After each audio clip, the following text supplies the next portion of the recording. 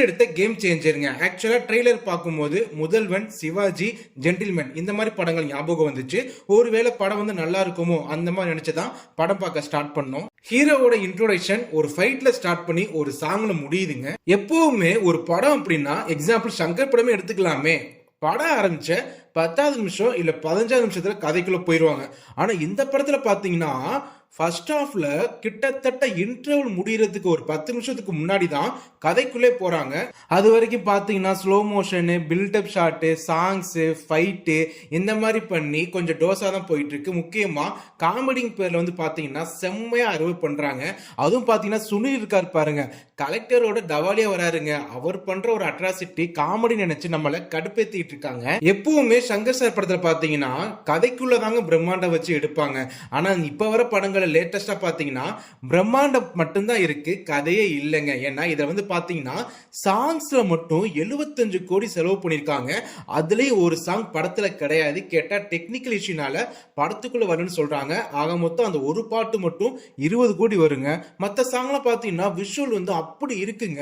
தேவையில்லாம பாத்தீங்கன்னா நிறைய கிராபிக்ஸ், சின்ன சின்ன விஷயங்களை கூட அதிகம் மெனக்கெட்டு பணத்தை செலவு பண்ணி ப்ரொடியூசரை கண்டிப்பா சிரமப்படுத்திருப்பாரு. இந்த படத்தை கண்டிப்பா தியேட்டர்ல தான் பார்க்கணுங்கிறதுக்கு முக்கியமான ரீசன் ஒண்ணு கார்த்திக் சுப்ராஜ் தான். ஏன்னா இந்த கதை அவரோடது. ஆனா படம் பார்க்கும்போது பாத்தீங்கன்னா சங்கர் சார் எடுத்த படத்தையே ஒரு கதையா எடுத்து அதை சங்கர் சார்ட்டே கொடுத்திருக்காரு இந்த கார்த்திக் சுப்ராஜ். படத்துல ஒரு டயலாக் இருக்குங்க, ஐ எம் அன்பிரடிக்டபிள் அப்படின்ட்டு. ஆனா படம் பார்க்கும்போது நம்மளே கண்டுபிடிச்சிடலாம் அடுத்து என்ன வரப்போகுதுங்கிறது. அந்த ப்ரெடிக்டபிள் நமக்கு தெரியுது. படம் எடுக்கும் போது சங்கர் சார் இதை ஏன் யோசிக்கலன்னு தெரியல. ஏன்னா பொதுவா சங்கர் சார் படத்துல பாத்தீங்கன்னா செம்ம மெசேஜ் இருக்கும், பிளாஷ்பேக் பாத்தீங்கன்னா செம்ம எமோஷனலா இருக்கும், அப்படி கதை போயிட்டே இருக்கும். ஆனா இந்த படத்துல பாத்தீங்கன்னா போயிட்டே இருக்கு, தேவையில்லாம நிறைய சீனை உள்ள திணிச்சு வச்சிருக்காரு. கிராபிக்ஸ் அள்ளி கொட்டி இருக்கிறாரு. சங்கர் சார் வழக்கம் போல அந்த கரப்ஷனை சுத்திக்கிட்டு இருக்காருங்க. இந்த காலகட்டத்தில் கொஞ்சம் அப்டேட் பண்ணி இங்க இருக்கக்கூடிய ட்ரெண்டிங் ஏத்த மாதிரி படத்தை அமைச்சு ஸ்கிரீன் பிளே பண்ணா நல்லாவே ஓடும். ஆனா பழைய மாதிரியே அந்த காலத்து படம் மாதிரி எடுத்து வச்சிருக்காருங்க. பிளாஷ்பேக்லாம் பாத்தீங்கன்னா அதுதான் கொஞ்சம் பாக்குற மாதிரி இருந்துச்சு. மற்றபடி பாத்தீங்கன்னா ஃபர்ஸ்ட் ஹாஃப்ல இன்டர்வல் வந்து சூப்பராகவே இருந்துச்சு. செகண்ட் ஹாஃப்ல ஃபர்ஸ்ட் ஒரு 20 இருந்து 25 நிமிஷம் வரையும் கொஞ்சம் பரபரப்பா இருந்துச்சு. கடைசி ஒரு 10 நிமிஷம் கொஞ்சம் பரவாயில்ல.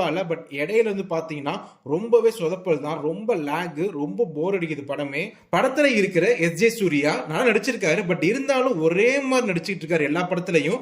எப்ப மாட்ட போறான்னு தெரியலங்க. ஜெயராம் நடிச்சிருக்காருங்க, அவ்வளவு பெரிய ஹீரோ. இந்த படத்துல டம்மி பீஸா யூஸ் பண்ணிருக்காங்க. சுனில் அதே மாதிரி தான், எவ்வளவு பெரிய ஒரு ஆக்டர். ஆனா இதுல பார்க்கும்போது அவரை பார்க்கும் போதெல்லாம் இரிட்டேட் பண்ணிட்டே இருப்பாருங்க. அந்த கேரக்டர்ல செட்டே ஆயிருக்காது. ஹீரோயின் வழக்கம் போல வராங்க, டான்ஸ் பண்றாங்க, லவ் பண்றாங்க, அப்படியே போயிடறாங்க. லாஜிக் சுத்தமா இல்லைங்க. அதுவும் பார்த்தீங்கன்னா குறிப்பா கிளைமேக்ஸ்ல ஒரு ஃபைட் இருக்கு.